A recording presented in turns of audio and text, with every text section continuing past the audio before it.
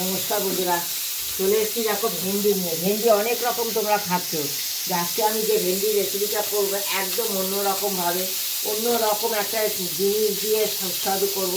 তার জন্য মাছগুলো দেখো কেটে আমি ছোট ছোট করে নিয়েছি। এই রেসিপির জন্য মাছটা লাগবে আমার ছোট ছোট পিস। হ্যাঁ, আমি ল্যাঠা মাছ নিয়েছি। ল্যাঠা মাছগুলো বা টাকি মাছ তোমরা যেটাই বলো, হ্যাঁ, সেটা আমি ছোট ছোট পিস করে নিয়েছি। দেখো এই যে ছোট ছোট পিস করে নিয়েছি। এই ছোট ছোট পিস করলে এর স্বাদ, এই তরকারির স্বাদ আর যে রান্নাটা করব সে স্বাদ হবে অতুলনীয়, দারুণ স্বাদের তৈরি হবে। কারণ ওতে বড় বড় মাছ ভালো লাগবে না খেতে। আমি তাই ছোট ছোট পিস করে নিয়েছি মাছগুলো। আর দেখো ভেন্ডিগুলো, দেখো আমি সুন্দর এরকম লম্বা লম্বা করে কেটে একটু মাঝখানে চিড়ে দিচ্ছি। যা তোমরা তো জানো এখন গ্যাসের খুব ক্রাইসিস, তাই দেখো এই জন্য আমি কাটার সময় একটু এরকম কেটে দিচ্ছি। খুব তাড়াতাড়ি চলে, গ্যাস খরচা কম হবে, খুব তাড়াতাড়ি গলে যাবে। হ্যাঁ, গ্যাস খরচা যাতে কম হয় তার জন্য এইভাবে আমি কেটে নিচ্ছি। মাঝখানে একটা চেরা দিয়ে নিলে হাফ করে, তোমরা তো এরকম গোটা গোটা রেখে দাও, গোটা গোটা রেখে দেবে। গোটা গোটা রেখে তারপরে একটুখানি এরকম মাঝখানে চিড়ে দেবে। দেখবে ভেন্ডিটা ভেঙেও যাবে না, অথচ গলেও যাবে, খুব তাড়াতাড়ি গলে যাবে। যেখানে তোমাদের 2 মিনিট লাগতো সেখানে 1 মিনিট লাগবে। তাহলে কি হচ্ছে, গ্যাসটা সাশ্রয় হচ্ছে, হ্যাঁ, সংসারও সাশ্রয় হচ্ছে, তোমাদের সমস্যাও সমাধান হচ্ছে, আর রান্নাটাও খুব তাড়াতাড়ি হয়ে যাচ্ছে। তেলটাও ঢালে কড়াইতে দিয়ে দিচ্ছি একটু কালো জিরে আর শুকনো লঙ্কা। কালো জিরে অবশ্যই লাগবে, যদি কালো জিরে পছন্দ না করো তবে সর্ষে দিতে পারো বা পাঁচফোড়ন দিতে পারো। হ্যাঁ, যে রেসিপিটা করবো পাঁচফোড়ন দিলেও ভালো লাগবে বন্ধুরা। হ্যাঁ, দেখো এবার দিয়ে দেবো পেঁয়াজ কুচি। সুন্দর গন্ধ বেরিয়ে গেছে, পেঁয়াজ কুচি করে দিয়ে দিলাম। সবজির পরিমাণ অনুসারে মশলাটা দিতে হবে।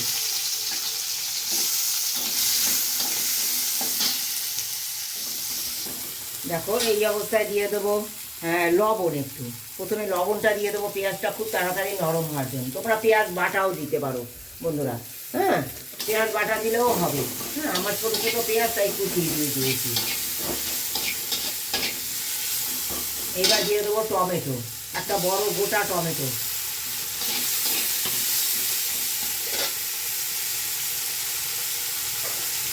আলু কেটে নিয়েছি লম্বা লম্বা করে এই রেসিপির জন্য। এই আলুগুলো দিয়ে দেবো প্রথমে। ভেন্ডি কেটে রেখেছি, দেখেছো তোমরা, এই ভেন্ডিগুলো দিয়ে দেবো। দিয়ে সুন্দর করে দেখো ভাজবো। একটু নাড়িয়ে নিলাম, সব কিছু মশলা দিয়ে দেবো এখনই।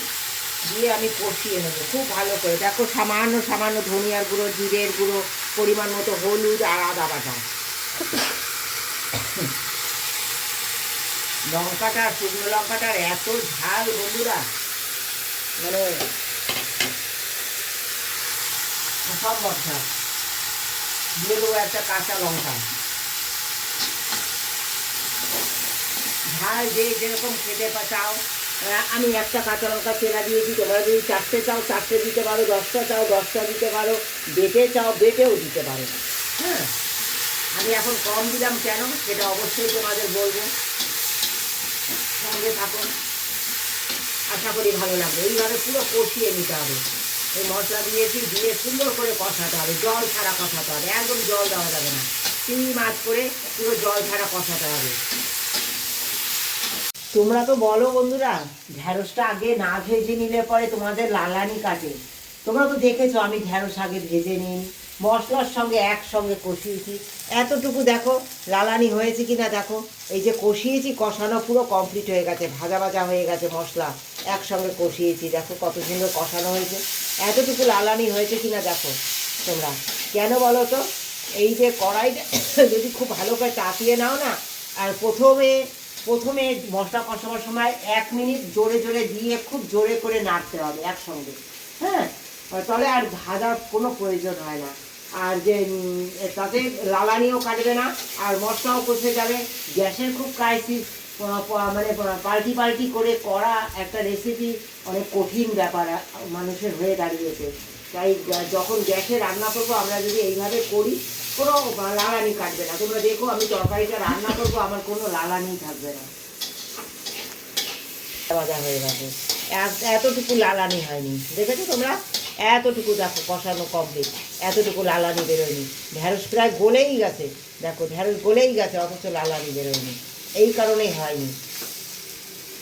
এবার দেখো গরম জল দিয়ে দেবো রান্নায় আমি। হ্যাঁ, রান্নায় যদি গরম জল দাও না, খুব তাড়াতাড়ি ঝটপট রান্না হয়ে যাবে, ঝটপট। পরিমাণ মতো জল দিয়ে দিলাম, গরম জল। এটাই সিম আজে আমি গলে গেছে ঢ্যাঁড়স প্রায় 50%-এর বেশি, এই যে ফুটে গেছে। এবার মাছগুলো দিয়ে দেবো, রাখা এই ছোট ছোট পিস মাছগুলো আমি দিয়ে দিচ্ছি।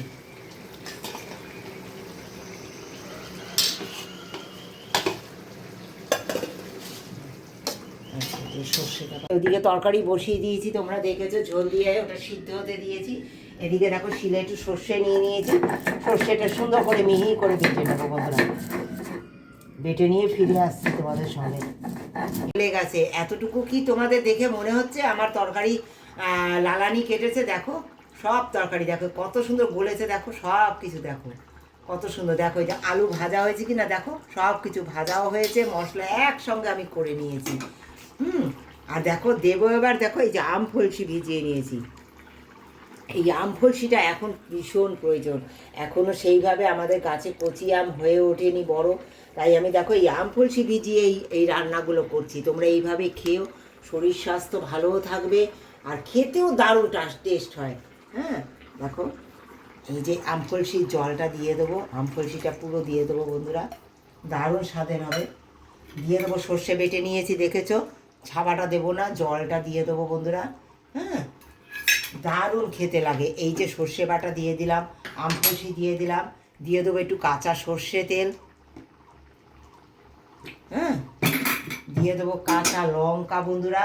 তোমাদের বললাম তো আমি যে লঙ্কাটা কেন পরে দিচ্ছি, এই কারণে।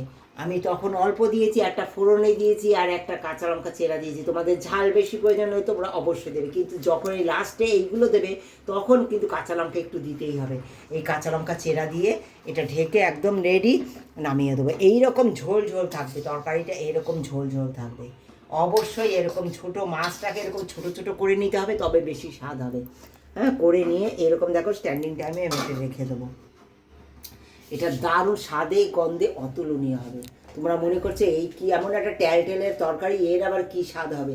রাজকীয় তো অনেক খাও, কিন্তু একবার এইভাবে খেয়ে দেখো না, ভালো লাগে কি না তারপর কমেন্ট দিয়ে জানিও।